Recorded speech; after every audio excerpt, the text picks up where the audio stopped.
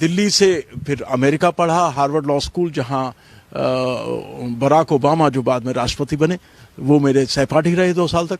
और उसके बाद जब राष्ट्रपति बने तो ये उनकी महानता है कि उन्होंने भूला नहीं, और दोनों बार जब वो राष्ट्रपति बने तो उनके इनॉग्रेशन में हम गए थे। आज बेहद ही खास शख्स से आपको मिला रहे, जिनका नाम है डॉक्टर सूरत सिंह।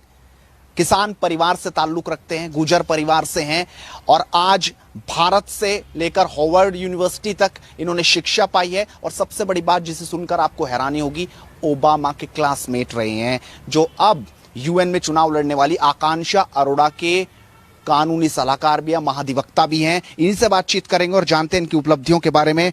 डॉक्टर साहब, एक किसान परिवार से जो आपने सफर तय किया, सीधा हार्वर्ड तक आप पहुंचे, और अब तो यूएन में आकांक्षा अरोड़ा जो चुनाव लड़ेंगे उनके महाधिवक्ता भी आप हैं एक तरह से। कैसे ये सफर शुरू हुआ, सबसे पहले तो ये बात बताइए।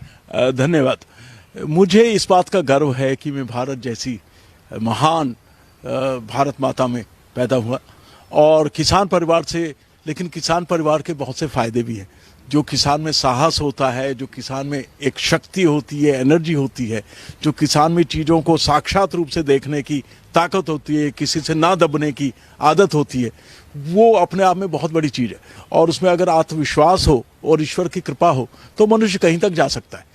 मैं रेवाड़ी से दिल्ली पढ़ने आया, दिल्ली से फिर अमेरिका पढ़ा, हार्वर्ड लॉ स्कूल, जहाँ बराक ओबामा जो बाद में राष्ट्रपति बने वो मेरे सहपाठी रहे 2 साल तक।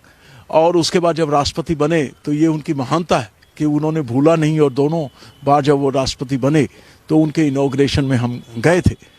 और अब जो है, जो वर्ल्ड का सबसे बड़ी पोस्ट है यूनाइटेड नेशन सेक्रेटरी जनरल, उसकी पोस्ट के लिए भारतीय मूल की एक महिला जो कैनेडियन सिटीजन है, उन्होंने अपना नामांकन दाखिल किया है और कानूनी सलाहकार, मुख्य कानूनी सलाहकार के रूप में उन्होंने हमें चुना है।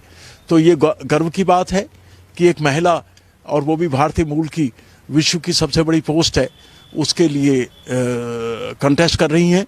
और साथ ही उनको सारी दुनिया में बड़े से बड़े कानून विशेषज्ञ की सेवाएं उपलब्ध थी, फिर भी उन्होंने हमें चुना। तौर पे कहा जाता है कि गुर्जर का बेटा तो खेत में काम करता है, किसान का बेटा बना रहता है। आपने किसानी से लेकर वहां तक कैसे, यानी ये कहें कि हरियाणा से हार्वर्ड तक कैसे आपने जो है अपना सफर तय कर दिया, ये सवाल है। देखिए, यहाँ लोग ये भूल जाते हैं कि गुर्जरों का बहुत ही गौरवशाली इतिहास रहा है।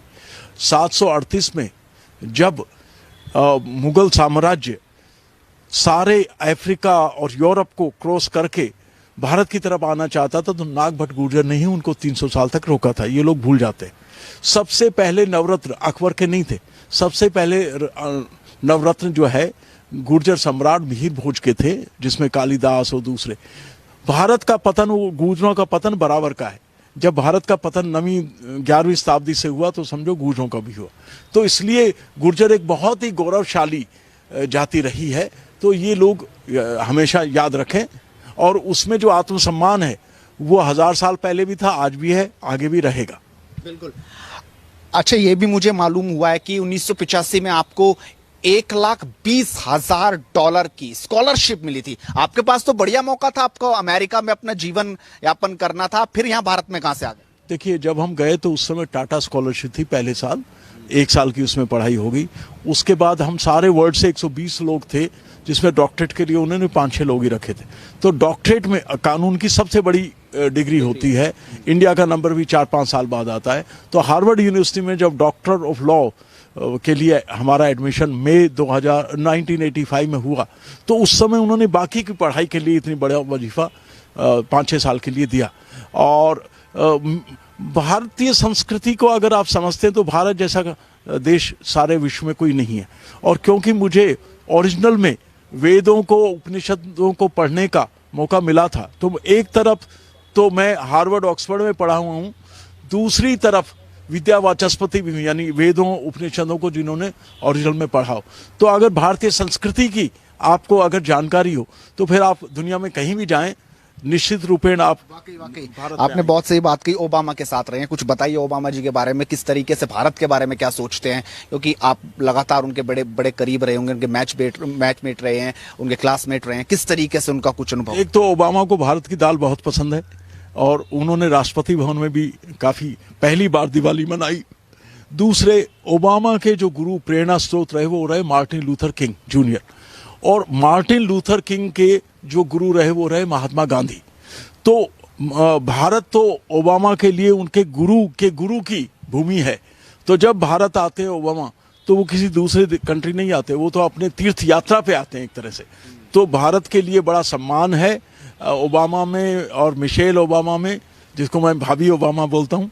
तो और भारत की जो है पार्लियामेंट में भी जब वो आए थे, तो उन्होंने जो हमारा भारतीय संस्कृति की पहचान है कि समस्त विश्व को हम कुटुंब मानते हैं, वसुधैव कुटुंबकम, वो बात रखी थी। मतलब कह दिया जाए कि गुजर का एक बेटा ओबामा का दोस्त निकला। कहिए ये कि ओबामा गुजर के बेटे का दोस्त निकला। चलिए, तो ये डॉक्टर सूरत सिंह जिन्होंने साफ तौर पर बताया कि किस तरीके से उन्होंने अपना सफर तय किया। बड़ी उपलब्धि है कि यहां से वहां तक का सफर। आप अपनी राय जरूर रखिए, साथ इस वीडियो को शेयर कीजिए।